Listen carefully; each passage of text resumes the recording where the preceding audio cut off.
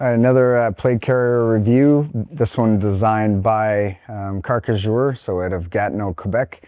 Great family-owned business, good people, great customer service, all around good product altogether. So they built this based on the specs that I asked for, my size, the stature, the size of my torso. So they basically took the measurements and then built it around what I was asking for. So a custom build, anytime anything becomes customized, of course it's more expensive, but you get what you pay for, and you know the specs and the conversation that we had to build it as such is how they did. So I get a lot of questions about the way that I set up all the carriers. So very similar carrier. I think we've done a post in the past. We'll do a follow-up, is the JTF2 Tactical, which make awesome stuff as well. And I give credit where credit's due, man. Those guys are great to work with. Customer service is on point, and they have an establishment right here in Canada. So what I like about this is the size of it. Because I am smaller and I like to keep things streamlined, you'll see that there's nothing excessive on the carrier. Of course, different jobs like breachers or somebody that's running a medical component for their stack or their system or communicator, they're going to have more kit and equipment. Therefore, they need more real estate to put onto their carrier. Makes sense, right? But keeping it streamlined. If you look at the back, for example, I've got a small or a medium-sized utility pouch.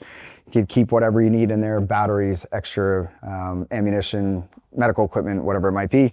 To the left of it, we have a universal radio pouch. So pretty cool. I've tried a few different radio pouches with different law enforcement agencies that I've had the opportunity to work with, just to see what works and what doesn't. And it's pretty good. Most systems out there, this pouch will accept. And then up front, up top, we've got two diversionary device pouches. So pretty streamlined. You got what I need for what I'm doing on a regular basis. Keeps it nice and small and compact. And then up front, get a lot of questions about the tourniquet placement. So the tourniquet, I have it in the middle, what I call the golden triangle, and I can access it with either left or right hand. Yeah, it's retained by bungee cords or resistance bands, if you will. These elastic bands will wear over time. That's normal. So every 4 to 6 weeks or whatever, sure, this stuff will wear or they break inadvertently. That's why I carry a pouch of them with me. So when this breaks, I just replace it. Sometimes people ask me, why don't I protect the tourniquet? It's a vital piece of life-saving equipment. It is rugged. It is built to last. Yes, they have expiry dates on them. After 3 or 4 years, of course, I'm going to replace that out. I'll invest $90 on a new one or whatever it might be. But for day-to-day purposes and how I'm operating this, yes, I'm aware that it's exposed to the elements. Yes, the bungees will wear over time, but you just replace them. That's how I like to set it up. Some people like to use a carrier for it, so a specific tourniquet carrier. Over to you. This has been working well for me, and knock on wood, I have never had to use it, knock on wood. And then we have emergency magazines, what I refer to it up front, and then 3 carbine magazines up front. So relatively streamlined. And then what I use for the cummerbund.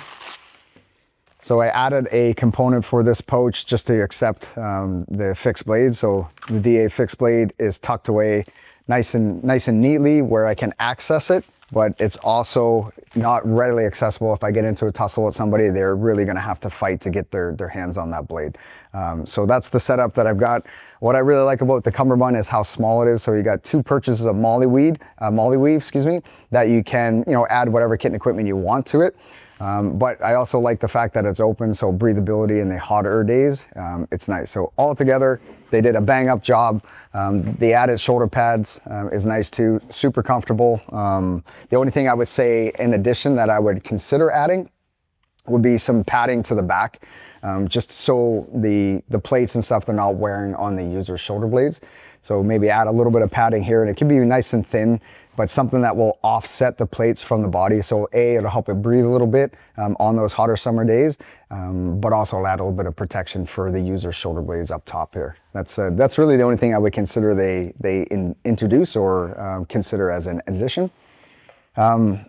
Above and beyond that, a water bladder. So maybe having a pouch in the back that you can slide a 1 liter or maybe even a half a liter water bladder in behind would be nice. So what I've tried, I have a water bladder attachment that will clip onto the shoulder blades, but wearing it a couple of times, I don't like the way it sits. So I guess there'd be two things I would add to it. So a sleeve for a water bladder and then some padding to the back. Other than that, great carrier. Guys are awesome to work with, and it's been holding up. I beat the snot out of my gear. I use it the way it's supposed to be used, and it's been holding up. So good piece of kit.